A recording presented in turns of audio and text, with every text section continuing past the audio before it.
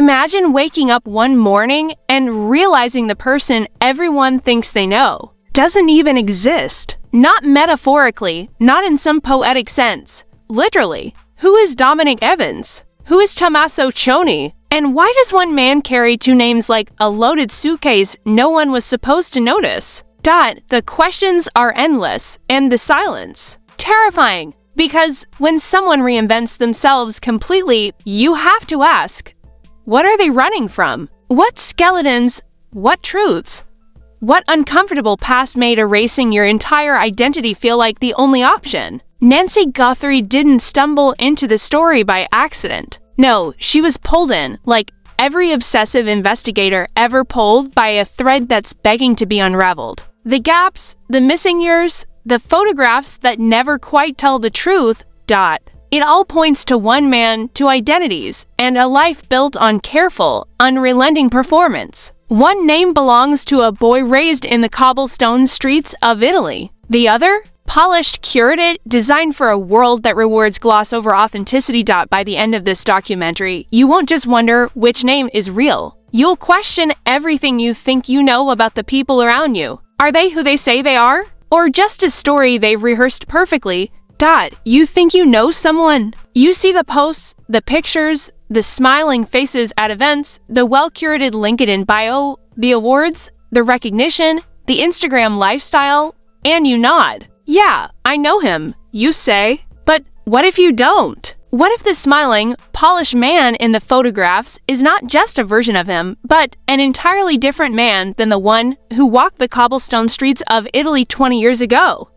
That's the question that has haunted Nancy Guthrie for years. And when she pulled the first thread, it wasn't a loose end she found. It was a gaping hole. A canyon of missing time, erased history, and a life meticulously rewritten. Dominic Evans, that's the name the world knows. Sophisticated, polished, smooth, the kind of man who makes professional rooms warm with charm. Who gives keynote speeches like he was born to stand under spotlights. Who handles crisis emails with the grace of a seasoned diplomat. And yet, when Nancy started digging into pre-2019 records, early mentions, academic papers, project collaborations, there was nothing, a blank digital void. No social footprint. No archived publications. Just a perfect, curated identity that seemingly appeared from nowhere. For most, it would be suspicious, maybe even harmless. For Nancy, it was a red flag glowing in neon. The first time she came across the name Tommaso Cioni was almost accidental. A footnote in a little-known Italian creative journal. A reference so buried it would have gone unnoticed by anyone not looking for it. And yet, there it was, the voice unmistakable, the style identical, the signature unmistakably the same as the work now publicly attributed to Dominic Evans. Suddenly, a picture emerged, a young boy in Italy with talent, ambition, a fire in his chest, and a name that was no longer allowed to exist in the world he wanted to conquer. Tommaso Cioni was alive, but to Dominic Evans, he was invisible. And the world, blissfully unaware, had bought into the illusion. Nancy retraced his steps meticulously. Academic records in Italy showed a young man who excelled quietly, who observed, who learned the languages and manners of power the way a chess player studies the board, 5 moves ahead. He wasn't reckless. He wasn't naive. He was calculating in a way most people only become later in life, often after suffering the consequences of mistakes he had avoided. By the mid-20s, Tommaso had made a decision that would define the rest of his existence. He would leave Italy, carry his portfolio, his skills, his ambitions, but he would shed his name. And with it, he shed the version of himself that had grown up with parents who loved quietly, with friends who knew him in full, with a culture that shaped him before the world demanded polish over authenticity. The moment Dominic Evans emerged, the performance began. And make no mistake, it was a performance. Not a lie, not a scam, not a scheme, but a deliberate construction of reality. He learned quickly that an anglicized name opened doors. That Dominic Evans was digestible, acceptable, easier to place in boardrooms, at conferences, on panels.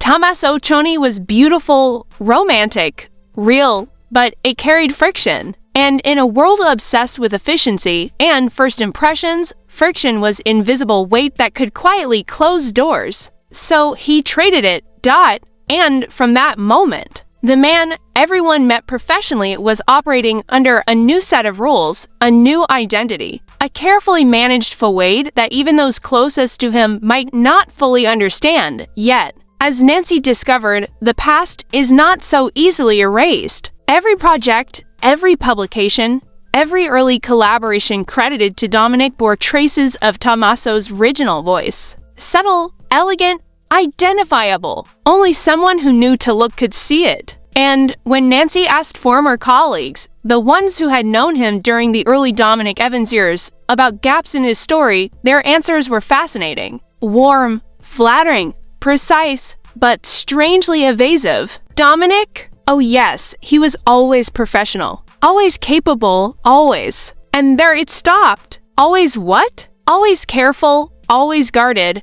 always someone who never quite let the world inside. They didn't lie. They didn't expose him. But they described a man whose charm was real, but whose heart, when it came to personal history, remained locked away. And that's the cruel irony of reinvention. You shed a name to survive, to advance, to be recognized, to belong. But the cost is intimate, quiet, almost invisible. Relationships stall, friendships plateau, romantic connections falter. Every interaction carries the unspoken weight of a secret life, a silent identity no one else can touch. Tommaso didn't disappear completely. He followed Dominic like a ghost, a shadow walking beside him in meetings, in coffees, in flights across the world, and every time someone asked a question too close to home, family, childhood, origins, Dominic had to step carefully, walk the tightrope between warmth and deflection, between honesty and self-preservation. He was performing for survival, but survival carries its own solitude.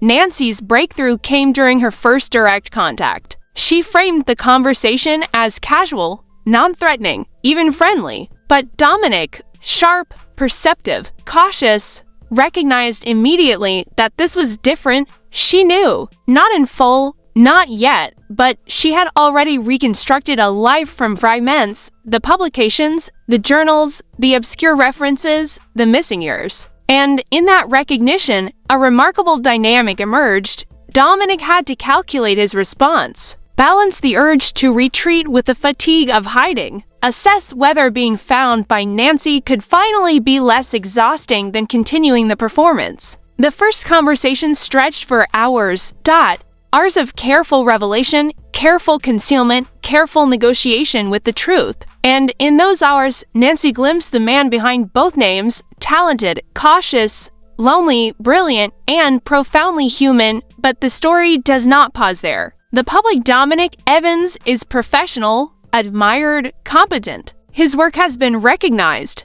His influence grows. Yet the private Tommaso Cioni exists in parallel, a version of himself locked in a drawer, touched occasionally, remembered tenderly, mourned quietly. That duality became evident in patterns Nancy observed, projects where Dominic shined professionally, but struggled to fully invest emotionally. Relationships that fizzled once intimacy approached. Personal connections that never deepened beyond the surface. Every success under the new name carried the silent cost of what was left behind, and it is that cost, that invisible ledger of identity and consequence, that forms the core of the scandal, if it can even be called one. Because there is no crime, no fraud, no betrayal in the conventional sense. The scandal is existential, emotional, and profoundly relatable to anyone who has ever wondered whether the self you present to the world is truly the self that exists inside. And this is where Nancy's investigation hits the uncomfortable. Inescapable truth, identity, like truth,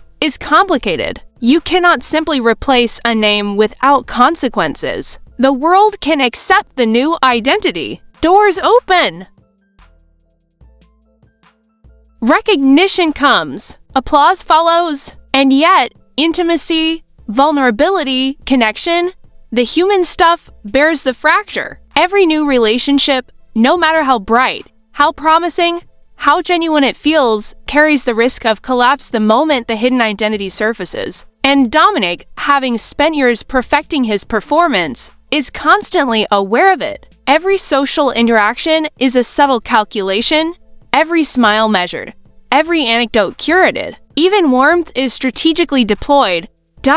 And the longer the performance lasts, the heavier the shadow of what has been left behind grows. The audience is left with one inescapable understanding. Dominic Evans is not a villain. He is not a liar. He is a man who made a pragmatic, carefully considered choice, one that ensured professional survival, social acceptance, and a measure of success. But he paid for it in a currency invisible to most: lost intimacy, fractured self-connection, the quiet grief of a life divided. And Nancy Guthrie, through her painstaking investigation, has managed to illuminate that cost, not with judgment, not with scandal, but with meticulous clarity. The story is just beginning. And as the camera would pan back, the viewer realizes the stage is set for deeper revelations, more twists, and a descent into the emotional labyrinth of a man carrying two names and two lives simultaneously. So, Dominic Evans, formerly Tommaso Cioni, was out in the world, polished, admired, seemingly untouchable. But here's the thing: no matter how carefully you reconstruct yourself, the world has a way of testing the seams. And once Nancy's investigation began to ripple online, the reactions were immediate, visceral, and just the tiniest bit chaotic. Within days, discussion boards, anonymous threads, and social media whispers erupted. Dominic Evans is two men? One headline screamed, barely coherent, dripping with incredulity. Another tweet called him the Houdini of identity, adding that if your resume looks too perfect, check. If you're reading someone else's autobiography, anonymous sources began stepping forward. Names withheld, of course, because why would anyone openly speak to a journalist investigating a man who had reinvented himself so completely? I met Dominic at a conference, one source told Nancy, voice slightly trembling through a secure line. Everything about him screamed competence, charm, intelligence, but sometimes, just sometimes, there was a flicker in his eyes, a hesitation, like he was holding back a secret. And then I saw the footnotes, the old papers credited to Tommaso Cioni, and I realized the secret wasn't a project. It wasn't an email. It was him. The narrative gained traction fast. And as the story spread, the exaggerations multiplied, naturally. Online chatter claimed that Dominic had been living a double life, flying under the radar while secretly funneling projects under his original name, laundering professional credibility like some financial wizard. One anonymous insider speculated that he had somehow made millions off intellectual property created before the name change, a claim that spread like wildfire despite zero verification. Was it true? Who cares? The outrage was delicious, the speculation viral. Nancy, meticulous as ever, fact-check what she could. Sure, Dominic had leveraged past work, but it wasn't criminal. It wasn't even deceptive in the conventional sense. It was human. He had a portfolio, a reputation, and a life that carried over organically. The fake narratives, however, had taken a life of their own. Reddit threads speculated wildly. Some claimed Dominic Evans had an entire network of collaborators operating under pseudonyms, as if he were orchestrating a clandestine creative empire from the shadows. Others posted grainy screenshots of LinkedIn profiles and conference programs, drawing lines between Dominic Evans and Tommaso Cioni like conspiracy theorists connecting dots on a corkboard with red string. But the reactions weren't confined to digital hysteria. Nancy obtained emails from professional colleagues who were curious, suspicious, even fascinated. I met Dominic at a panel, wrote one, under anonymity, and later discovered old papers credited to Tommaso. My first thought was, is this identity theft? Then my second thought, no, it's genius. The man reinvented himself and kept the talent intact. I respect it. I fear it. I cannot stop thinking about it. And then came the claims about lavish lifestyle and influence. Now, let's be clear, Dominic Evans is a competent professional. Not a billionaire, not an oligarch, not a secret kingpin. But online gossip writers seized the opportunity to blow minor indulgences into scandalous headlines. Dominic Evans' first-class flights, boutique hotel stays, and artisanal espresso obsession are proof he's been hiding money, one blog post declared, dripping with mock outrage. Another implied he was funding shadow creative projects in Italy. A fandom network of Tommasos operating in parallel to the polished Dominic persona, leaked reports. Some real, most imagined, began circulating in private groups. One spreadsheet allegedly discovered in a shared cloud folder listed projects attributed to Dominic Evans alongside early Tommaso works with red highlights on overlapping stylistic elements. Look at the fingerprints, an anonymous source wrote. The way he writes, the phrasing, the structuring, it's identical. This man cloned himself. Public fascination grew. Comment sections erupted with speculation. Some users applauded him for ingenuity. If I could reinvent myself and skip awkward social friction, I'd do it too, said one. Others were scandalized. This is deceit. One angry commenter wrote, he tricked the world. How do we trust anyone now? And the memes, oh, the memes. Dominic Evans' face was photoshopped onto a two-faced mask, a puppeteer controlling Tommaso like a marionette. Others made TikToks dramatizing the two men, one-body narrative. Even mainstream media couldn't resist. Local newspapers ran cautious pieces titled, Dominic Evans, Professional Success, Personal Secrets? Others went with, the man behind the mask, Tommaso Cioni's Vanishing Act. These weren't investigations, exactly, they were sensationalized summaries designed to bait clicks. And while they provided little factually new, they cemented the story in public consciousness. Suddenly, Dominic Evans wasn't just a professional identity. He was a viral phenomenon, a case study in the human obsession with reinvention, deception, and the thrill of uncovering hidden truths. Within Nancy's private notes, the narrative deepened. She discovered emails between Dominic and early collaborators in Italy, messages that reflected nostalgia, regret, occasional humor, and sometimes grief. One email to a mentor read, I am walking through a door I cannot close behind me. The name I carry now opens rooms. Yes, but every step echoes the one I left. I am grateful and exhausted. That exhaustion, that quiet tension, became a focal point. It was the invisible thread connecting all the speculation, the gossip, the conspiracy theories. The performance worked. The world believed Dominic Evans, but he paid in silence, in distance, in the subtle fractures of every connection.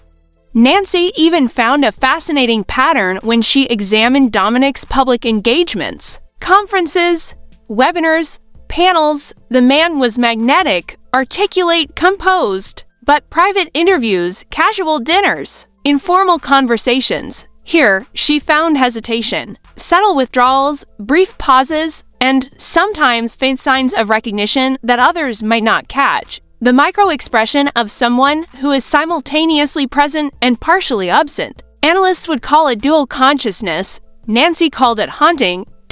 Meanwhile, online forums and private WhatsApp groups debated the ethical implications. Was Dominic Evans wrong? Was Tommaso Cioni wronged by society?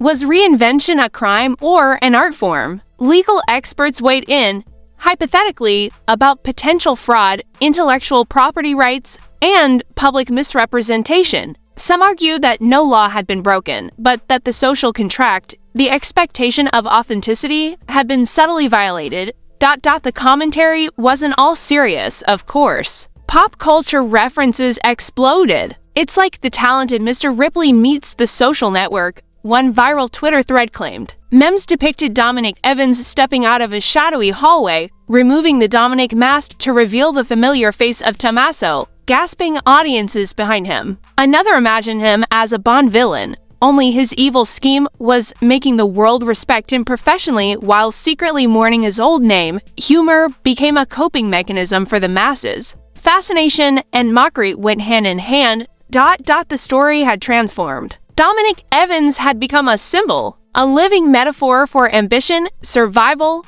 and the cost of reinvention. Public interest reached fever pitch. Anonymous tips, digital breadcrumbs, and speculative articles created a shadow narrative almost as elaborate as Dominic's own carefully constructed persona. And in that chaos, Nancy remains steady, recording, verifying, cataloging, and observing. She wasn't here to sensationalize. She was here to illuminate the tension between two identities, one polished, one hidden, and the profound human cost that comes with the choice to reinvent yourself completely. By now, Dominic Evans was no longer just a man. He was a headline, a hashtag, a talking point in offices, cafes, social media threads, and dinner table debates. And as Nancy Guthrie's findings started leaking, the world's fascination morphed into something sharper. Curiosity edged with judgment, speculation edged with outrage. Emails, texts, and even voicemail tips began pouring in from anonymous sources claiming to know the truth about Dominic Evans, his early Italian life, and the choices that had led to his meticulous reinvention. Some claimed the reinvention was merely the tip of the iceberg. One source close to the matter, whose anonymity made the story deliciously tantalizing, alleged that Dominic had gone further than anyone suspected, allegedly consolidating Tommaso's early creative work into private ventures that now fueled his professional empire. He didn't just change his name, the source whispered, he rewrote the rules. The world thinks they're seeing Dominic Evans, but he's been operating a shadow network for years.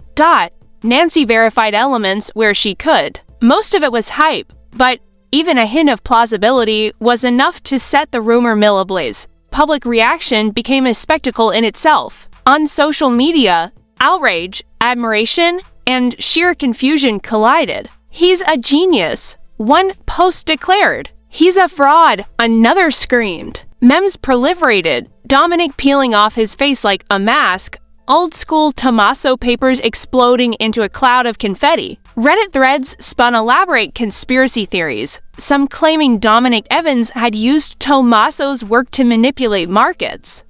Others joking that he was secretly a time traveler sent to teach the world about identity.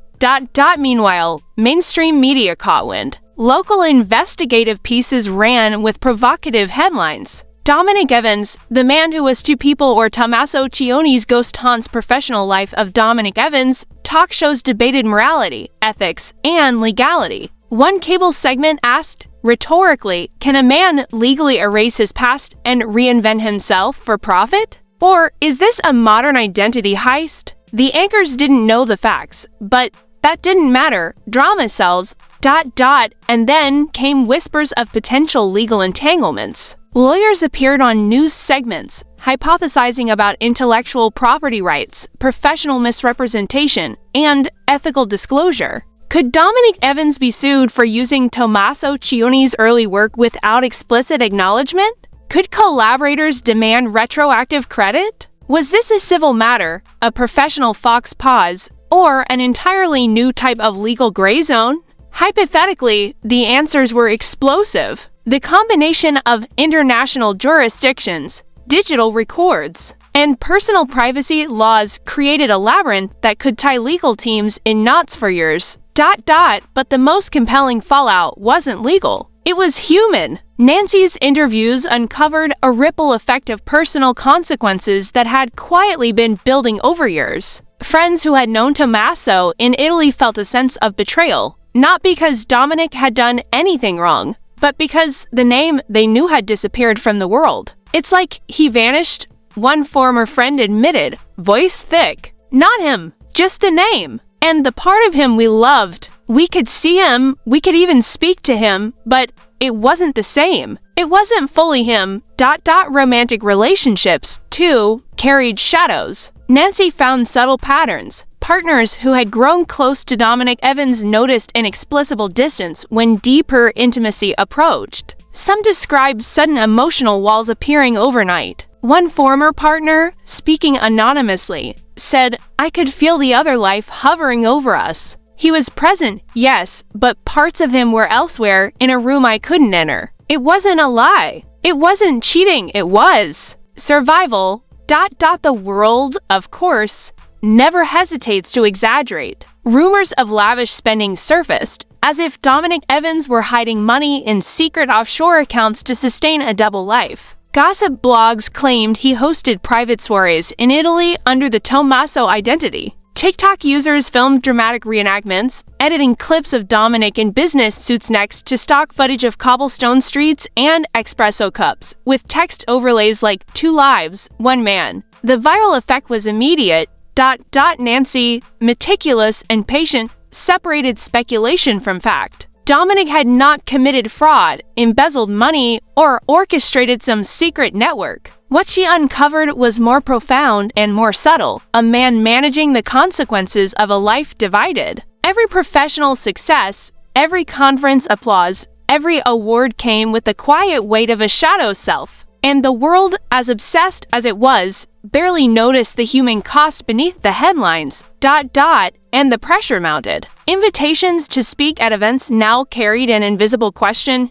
Could Dominic Evans maintain the polished facade while grappling with the duality of his life? Could he answer personal questions without revealing the Tommaso half of himself? Every handshake, every camera flash, every casual conversation became a test he had been preparing for since his early 20s. Yet one that never truly ended. The emotional toll was significant. Nancy discovered moments of private reflection, handwritten notes, and emails where Dominic spoke candidly. I chose the door I could walk through. I gained recognition, opportunity, and survival. But with every achievement, the room behind me gets dimmer, quieter. I see what I left behind, and sometimes it aches. Yet I cannot go back. And so I move forward. These were not admissions of shame, not cries for pity. They were reflections on cost, consequence, and the strange grief that comes with strategic reinvention. As public interest intensified. Some imagined the worst: resignations, career collapse, reputational disaster. Speculative articles suggested Dominic Evans could face probes into intellectual property rights, hypothetical civil lawsuits, and professional ethics boards. Memes and videos speculated he might be forced to reveal his dual identity on live television or resign in scandal. None of it was confirmed. Much of it was hyperbole. And yet, the intensity of the narrative elevated Dominic's story from curiosity to full-blown obsession. Nancy's investigation, however, remained precise. She focused on truth, not theatrics. The real story she found was the human element, the ongoing tension between ambition and authenticity, survival and connection, the public persona and the private self. Dominic Evans had built a door to a room where he could exist without footnotes, without context, without constant explanation. But every door has a shadow. Every door has costs. And every choice to walk through it requires balancing visibility, opportunity, and personal consequence. By the final conversations, Dominic spoke candidly, almost philosophically. He told Nancy, "I don't know if it was brave. I don't know if it was broken. I only know it was necessary. Every choice we make carries a cost. And the truth is figuring out how to live with that cost." That admission was the climax. The moment where 2 identities, 2 lives, 2 decades of history converged in a single human experience. And so, the fallout, the public fascination, the gossip, the memes, the hypotheticals, they are all part of the story. They are not the story itself. The story is Dominic Evans. The story is Tommaso Cioni. The story is a man navigating the messy, complicated, expensive terrain of reinvention. By now, the audience should be left with one inescapable understanding. There is no villain, no clear scandal, no definitive betrayal. There is only a man who chose survival, ambition, and recognition at the cost of intimacy, simplicity, and connection. A man whose public life dazzled while his private life carried echoes of absence. A man whose duality became a viral phenomenon. An object lesson in how humans construct identity, sacrifice parts of themselves, and continue walking forward. And as the camera pans out, figuratively in this voiceover, literally in the mind's eye, the world sees Dominic Evans smiling at a conference, shaking hands, signing contracts, seemingly perfect. And in a quiet corner, in memory and reflection, Tommaso Cioni remains present quietly, tenderly, like a shadow that will never fully disappear. The ultimate reflection on identity, choice, consequence. And the questions that linger long after the investigation concludes. And Nancy Guthrie's work? She remains the lens through which the audience can witness, contemplate, and ask, what would we do if we had to choose between who we are and who the world allows us to be? So here we are. You've seen the headlines, traced the footprints, followed the threads between Tommaso Cioni and Dominic Evans, and now, the question you can't shake, who is the real man? Or is there even a real anymore when identity itself can be built, curated, and performed? Ask yourself, if you had to walk through a door that erased part of your past, would you do it? Could you live with the cost? With every friendship, every relationship, every memory slightly altered, left behind, quietly fading? Dominic Evans made a choice. Tommaso Cioni made a choice. One door closed, another opened. And the world watched, whispered, speculated, because humans love stories of duality, mystery, and reinvention. But what about the cost we rarely see? The grief, the quiet distance, the moments of isolation hidden behind polish and charm? Now it's your turn. Think about the masks you wear, the doors you've walked through, and the shadows that follow. What would you protect, and what would you leave behind? If this story shook you, intrigued you, or made you question the names we carry, like, comment, and subscribe. There's more truth, more secrets, and more masks waiting to be uncovered. Masks waiting to be uncovered.